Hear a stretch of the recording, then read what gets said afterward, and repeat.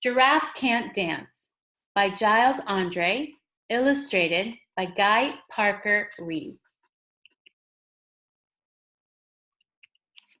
Gerald was a tall giraffe whose neck was long and slim, but his knees were awfully bandy and his legs were rather thin.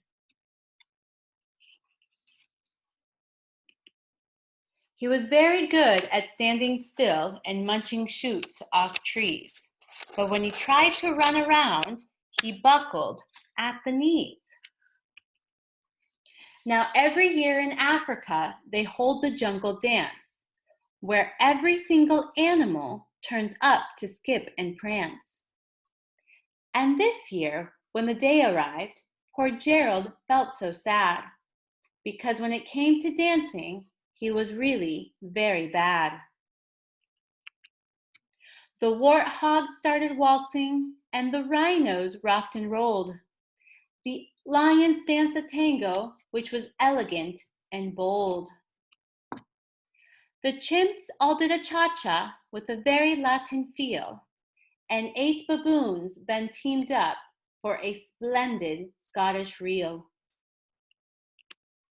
Gerald swallowed bravely as he walked towards the floor, but the lions saw him coming and they soon began to roar. "Hey, look at clumsy Gerald," the animals all laughed. "Giraffes can't dance, you silly fool. Oh, Gerald, don't be daft." Gerald simply froze up. He was rooted to the spot. "They're right," he thought. "I'm useless. Oh, I feel like such a clot." So he crept off the dance floor and he started walking home. He'd never felt so sad before, so sad and so alone. Then he found a little clearing and he looked up at the sky. "The moon can be so beautiful," he whispered with a sigh.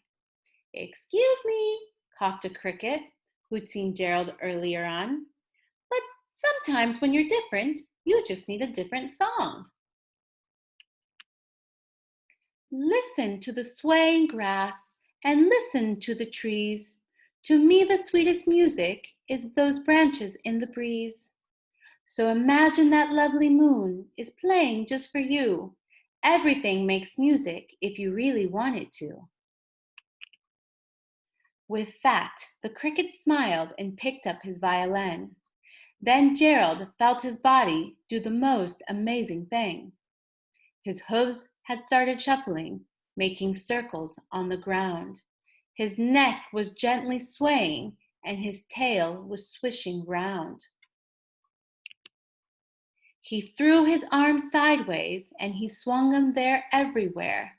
And he did a backward somersault and leapt up in the air. Gerald felt so wonderful, his mouth was wide open. "I'm dancing! Yes, I'm dancing! I am dancing!" Gerald cried. Then one by one, each animal who had been there at the dance arrived while Gerald boogied on and watched him quite entranced. They shouted, "It's a miracle! We must be in a dream. Gerald's the best dancer that we've ever seen."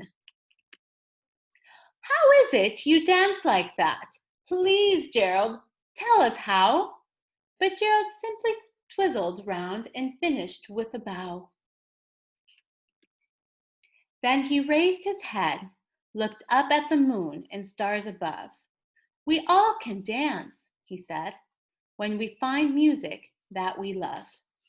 The end.